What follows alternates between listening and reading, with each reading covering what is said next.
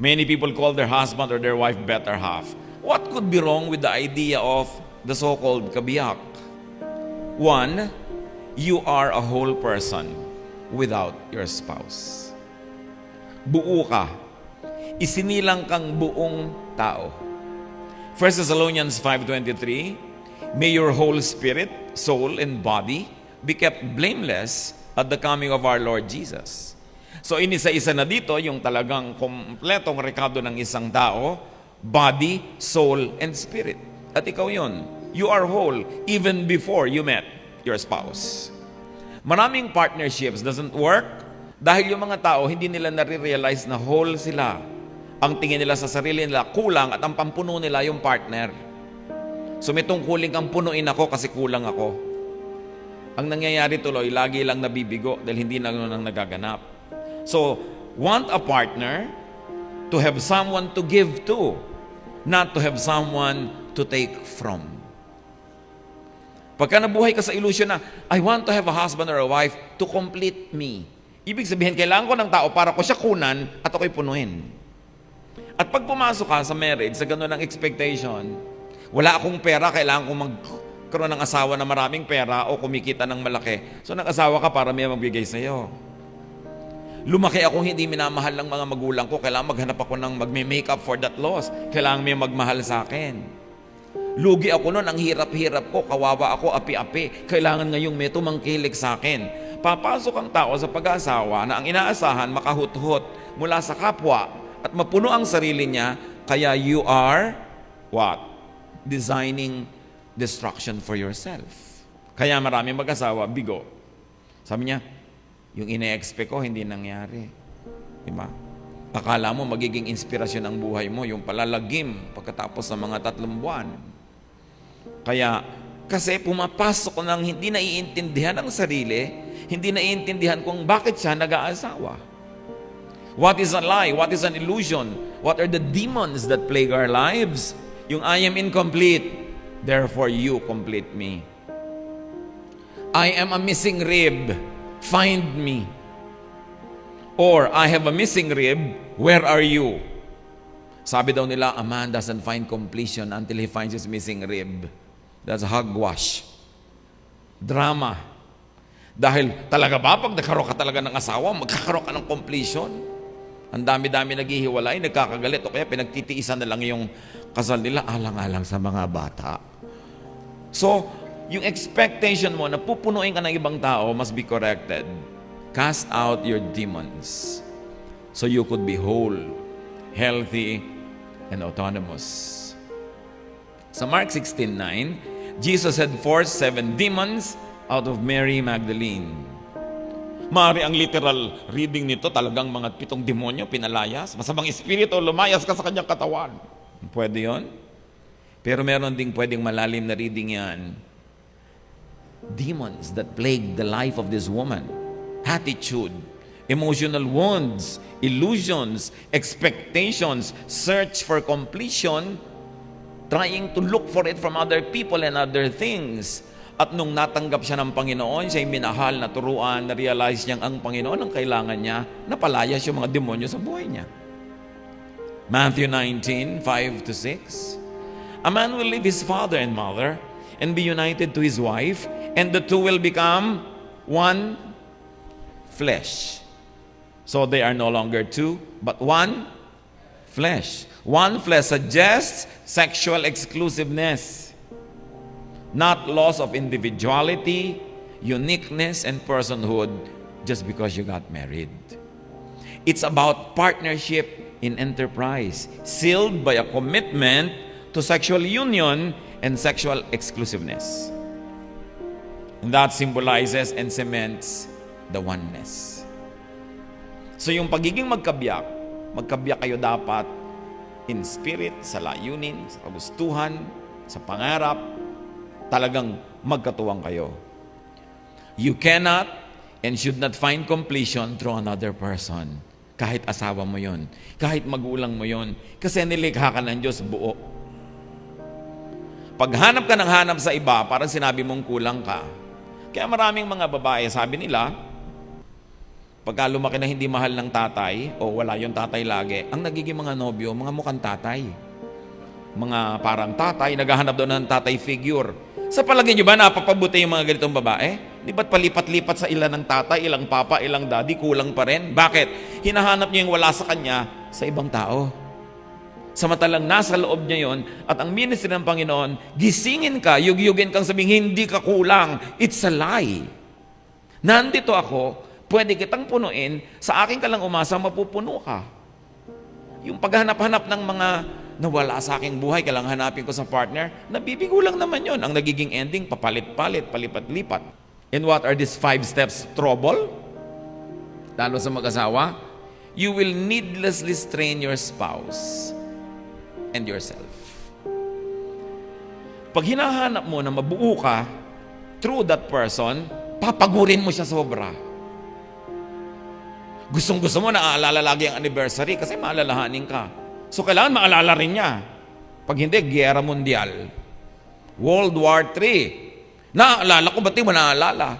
Malungkot ako. Dapat naaalala mo yan kasi gusto ko yan. You see, naalala mo pala, di paalalahan mo siya. Hindi masaya yung mga babae sa sinasabi ko. No? Kasi gusto nyo talagang alala. Kasi gusto nyo maging babae yung asawa nyo eh.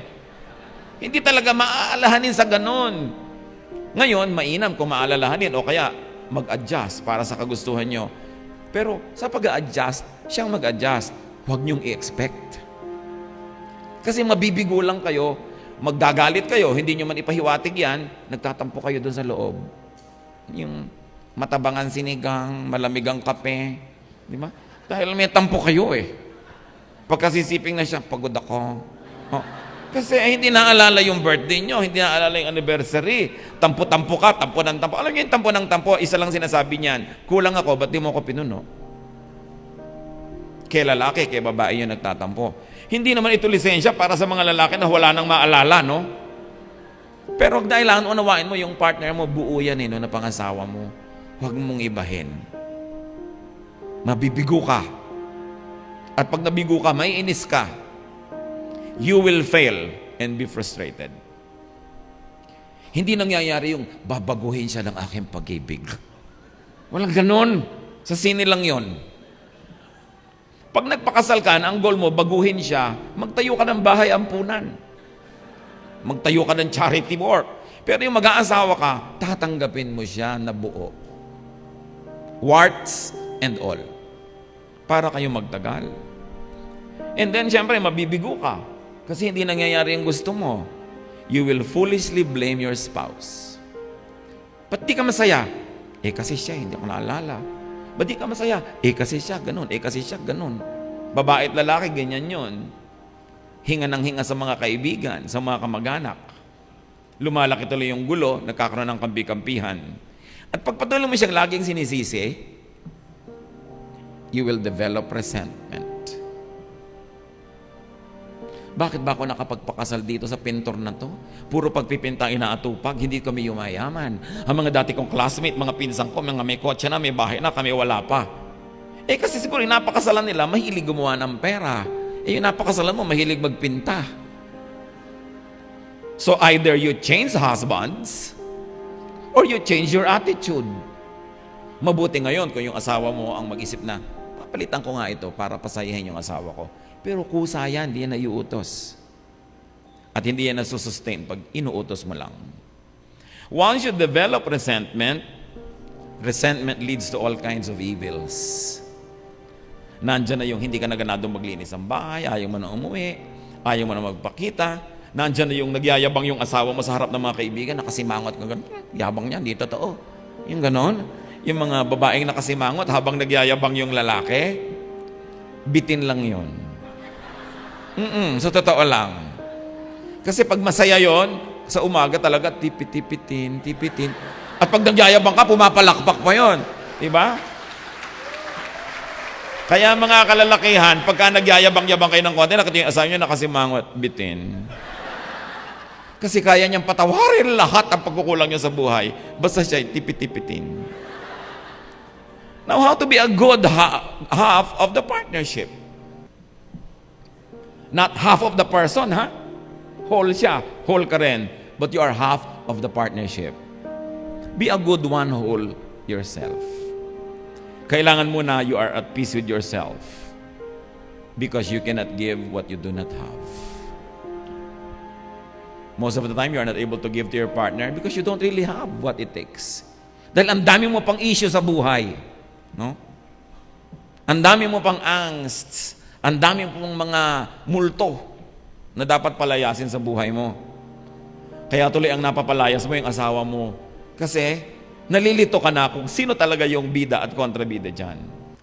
Isa pa na mission ni Lord, sabi niya, "Come to me all of you who are tired and heavy laden, I'll give you rest." Dapat restful ang samahan nyo. Hindi struggle. Hindi laging tension and stress. But if you have very high expectations of each other, life will be a performance. It will not be restful. Then people will find rest elsewhere. Dapat kasi payapa, tahimik. And it comes with unconditional acceptance. Do not be addicted to your spouse for wholeness, for satisfaction. Do not depend on him or her for fixes. Addiction is not the way. Kailangan nakaka-imbento ka ng saya nang wala siya, lalo't kung hindi niya kayang nandun. Dapat nakaka-imbento ka ng ibang kalibangan, kahit na siya sana ang gusto mong libangan. Pero hindi naman laging pwede. Huwag kang maging addict. Kasi pag naging addict ka, ang mahihirapan yung tao. Sobrang magiging demand mo, lagi ka rin mabibigo. What causes addiction to another person? What causes addiction to romance, to partnership? When you think that another person, or romance or partnership, seems to offer an answer to grave feelings of fear, need, and lack, and incompleteness. Yung parang, kailangan ako kumpleto lang ako pag nandyan siya. Maa-addict ka. Ang problema sa addiction, high ka ngayon, low ka mamaya. Kasi, andyan lang yung pleasure habang nandyan yung agent of pleasure. E paano kung wala na? E di, kailangan mo na ng ibang fixes. Kailangan mo na ng mga ibang pampahay sa buhay. Kaya iba, naiinip. Bakit ka nagkakasino, misis? Naiinip kasi ko, nasa abroad ang asawa ko. Yan pala, nag-a-abroad na nga, hirap na hirap, magkakasino ko pa, lungkot na lungkot ako. Ba't di ka mo pasayahin ang sarili mo? Wala kasi siya. So ang nangyayari tuloy, pag wala siya, maghahanap na ng second substitute. Yung mga nasa abroad din, ang dami nangyayaring ganyan. Pares-pares doon abroad. O bakit? Kasi namimiss ko ang asawa ko. Paano? Sinanay mo yung sarili mo na kung wala yung asawa mo, hindi ka na nakatayong puno. Para kang baging, kailangan mo lagi ng balag. Kailangan mo lagi ng pupuluputan. E paano kung wala? Hindi pupulupot ka kahit kanino lang dumaan. Mahirap yung dependent ka on other people. Yung sinasabi natin ito na emotional autonomy is not to declare to your partner, I don't need you. Pero dapat meron kang sariling matigas, matining na gitna, na loob, na center. Nandyan siya o wala, nakatindig ka. Pero mas masarap na nandyan siya. Kasi nasisira yung pagkatao mo pag sobra kang addict sa yung partner. This expectation is doomed to fail. Because one derives a sense of selfhood, wholeness, meaning and value, and strength from outside of themselves. Hindi pwede yun. It's an externally derived sense of identity. Sa Spain nga, ang mga babae doon, kahit nag-aasawa, they maintain their family name. Halimbawa, ikaw si Mercedes Santos. Ikaw pa rin si Mercedes Santos, pinapakilala ka Mercedes Santos. Pag gustong sabihin yung asawa mo, halimbawa, De La Cruz, ito si Mercedes Santos de La Cruz or de Vega. Ganon. Hindi nawawala yung identity nila. Hindi ko sabing ganyan gawin nyo, but it's an example na you maintain a little bit of yourself so that you are ready to give, not always to ask. Yung iba naman, ang sense of meaning nila, wealth. Kaya pag hindi sila wealthy, parang wala silang sense of meaning. Title or position, power, image, looks, approval of others, admiration of others. Pag wala yun, parang wala nang kwenta yung pagkatao nila. Magkakamag-anak lahat yan. Things and people outside of you that you depend on for your own meaning You've got to declare independence from those because you are dependent only on God. Ang mga taong ibinibigay sa atin, dagdag, pero that they are not meant to replace the position that God has in our hearts. Kaya nga lagi ko sinasabi, dapat ang Diyos ang number one sa buhay ng mag-asawa. Hindi yung misis, hindi yung mister. And sa mga misis nagre-reklamo, it's okay, number 2 po ako. Alam mo, pag number 1 ka, pwede. Pero pwedeng may number 2, number 3, number 4, number 5. Pero kung number 2 ka lang, dahil number 1 ang Diyos, wala nang number 3. Dapat goal maging number 1 ang Diyos. Kaya priority ng mag-asawa to keep themselves together is always worship God together. To grow spiritually together. Because as long as God is the center of your life, you will be whole. You will be full. It's a goal. Possessiveness. Siyempre, pag nakaasa ka sa isang tao sa meaning, you become possessive because you protect the meaning na nakukuha mo sa kanya. And because of that, you become jealous. And jealousy, of course, is because of fear. Fear of losing. So yung taong sobrang magmahal, ang kakambal ng buhay niya lagi, takot. Takot na maagaw ng iba yung minamahal niya, o kaya agawin ni kamatayan. Takot na takot kang mawala siya. So lagi ka nalang takot. Bakit ka pa nagkaroon ng love, binigyan ka ng Panginoon ng mamahalit magmamahal, ang buhay mo, puro takot na lang. Pag wala siya, siguro may kasamang iba. Pag ginagabi, siguro ganyan. Kahit nasa banyo siya, bulatlat ka na bulatlat ang wallet, ang mga cellphone, naghahanap ka ng mga ebidensya, kung yung takot mo ay totoo. It can happen. Sayang naman, ang iksi-iksi ng buhay, pupunuin mo ng tension and fear. And when you're already fearful, you become irrational. Kahit wala ng multo, nakaka-imbento ka na ng multo, mamaya yung kainan nyo, naging awayan na. Although mga babae, syempre, kung minsan pag may kutob naman kayo, totoo yun ha. Kaya kailangan nakikinig din kayo sa kutob. Yung nagagalit pa yung mister nyo, naku, nagagalit-galit na lang yun para huwag matanong. Di ba? So magtanong kayo, right nyo yun. Pero ang mahalaga, huwag kayong maging irrational. Huwag yung parang wala ka ng buhay pag nawala siya. Kaya siya yung lalaki, kaya siya yung babae. Kasi aasa ka ng gusto. At pag nakasandal kang todo sa isang tao, di ba nangangawit siya? At pag nangangawit siya, anong gusto niya? Pahinga. Mapapahinga lang siya pag nawala ka. So anong gusto mo? Wala ka. O malayo sa'yo kahit sandali, makapagpahinga. So nakakapagod ka bang kasama? Dapat kayo magtanong sa sarili nyo, manalamin kayo, nakakapagod ba akong asawa? Diba yung, wala na ba akong tigil ng ka-expect, ka-demand na maging tulad ko siya? Pero 20 years na namin pinagtatalunan to.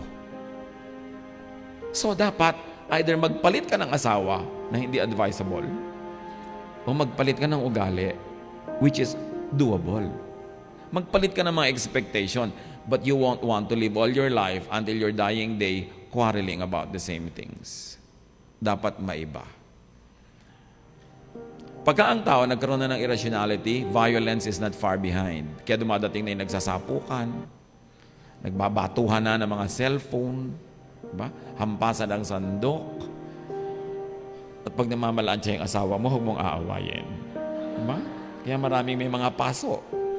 Frustration, dissatisfaction, disillusion. Yung ba sabihin, ba't ba ako nakapag-asawa pa? Tama si nanay. Kasi nagkaka-disillusion. Why? May expectation ka kasi, tas hindi yun nami-meet. Then there's a sense of failure and betrayal and vexation. The better half becomes the bitter half. Heaven becomes hell. Love becomes non-love, or worse, hatred. It is so easy to hate the one you used to love. Pagkamali ang pakulugan mo sa love, that you are in my life to make me feel good, to fulfill my dreams, to meet my expectations. Pag ganyan na dinaman nyo, you are headed for disaster.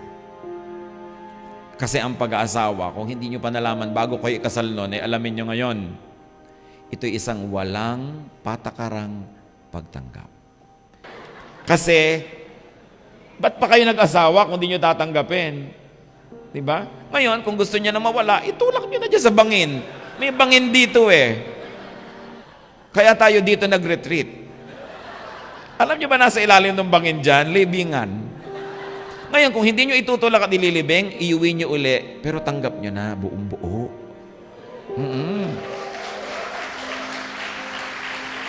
Kahit na tuwing hihiga siya, nalulukot ang buong kama, di bali na. Di ba? Hayaan mo nang malukot. No? Ang masama yung relasyon yung lukot. Kahit makakalimutin sa ganito at ganon. Yung mga babae naman, siyempre, ang daming mga mamunting maliliit na bagay, laging hinihingi. Ibigay nyo na para tahimik ang mundo. Kaya nyo naman eh. Di ba?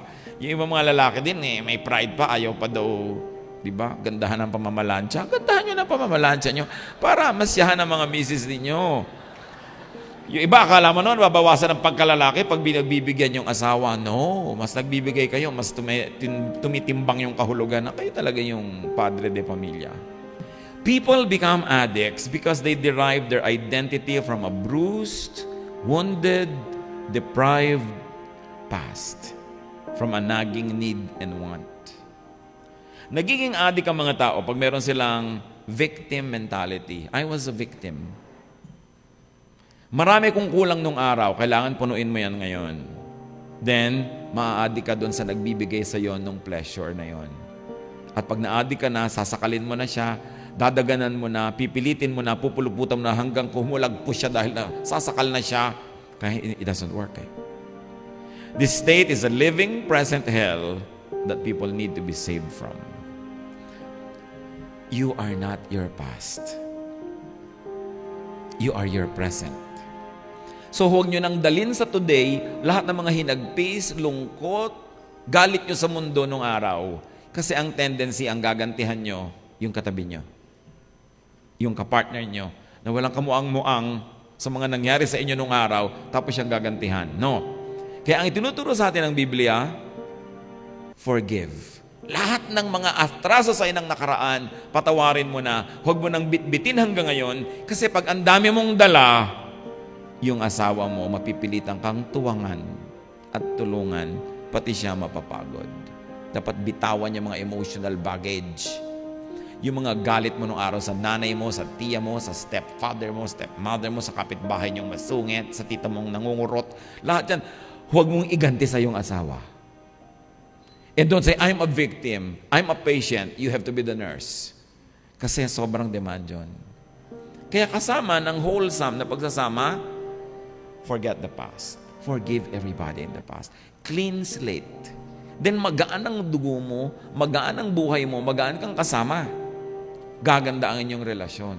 Yung iba naman, kaya ganyan ang ugali. Sabihin, kasi nung araw, ganit yan eh. Lagi na lang ba yun? Minsan lang nangyari sa inyong buhay nung araw yun. Habang buhay nyo na bang uungkat-ungkatin, aalalahanin, parang nagre-replay, then ang effect pa ulit-ulit. At ito nga yung lugi dyan eh. Yung asawa nyo na pagbubuntonan ng lahat. Hindi naman siyang gumawa. So, forget the past. Forgive people. And also, don't think too much about the future. Utos din yan ni Lord, ha? Sabi niya, don't be anxious about tomorrow. Tomorrow will be anxious for itself. The day's trouble will have its own solutions. The blessings for today is enough for the needs of today. Kaya marami rin mag-asawa nag-aaway kasi laging concern nyo isa about the future. Oh, wala pa tayong savings, wala pa tayong ganun, wala pa tayong... Kailangan mo na ba ngayon? Hindi pa. Huwag ka mong aawayin ngayon. Hindi pala kailangan eh. Ang totoo, kung nabubuhay tayo mga kapatid sa yung today, ayan, ngayon, anong oras na? Tingnan nyo, anong oras, anong minuto? Ano pa talagang problema nyo?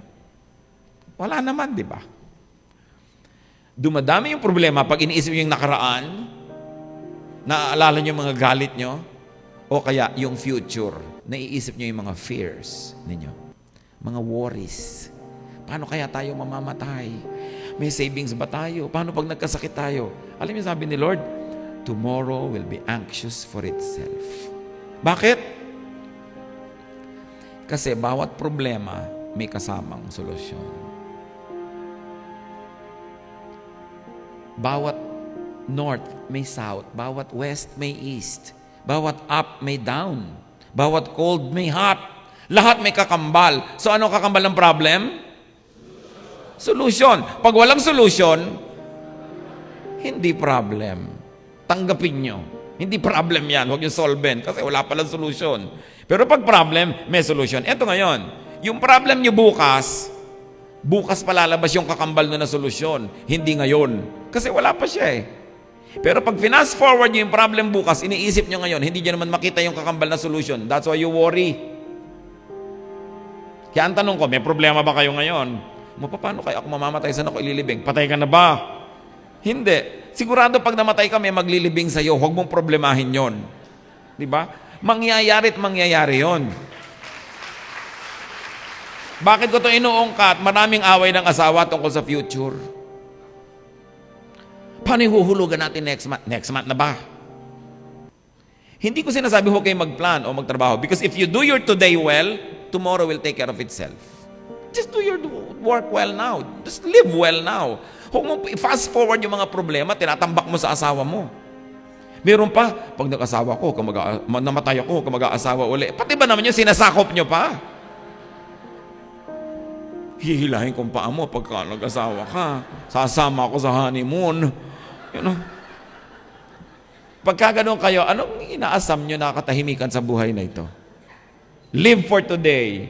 Do it well. Tomorrow will take care of itself. And not only that, God will be there tomorrow. So, huwag nyo nang pag-aawayan at uungkatin yung tapos na. So, anong dapat natin gawin? Naghahanap ka lagi. When you always look for the answer to your partner, don't forget that your partner could also be looking for an answer. So nobody will answer anybody. Magiging ka lang selfish at gagamitin mo siya for your ends. Kaya sabi sa Ephesians 5:21, submit to one another.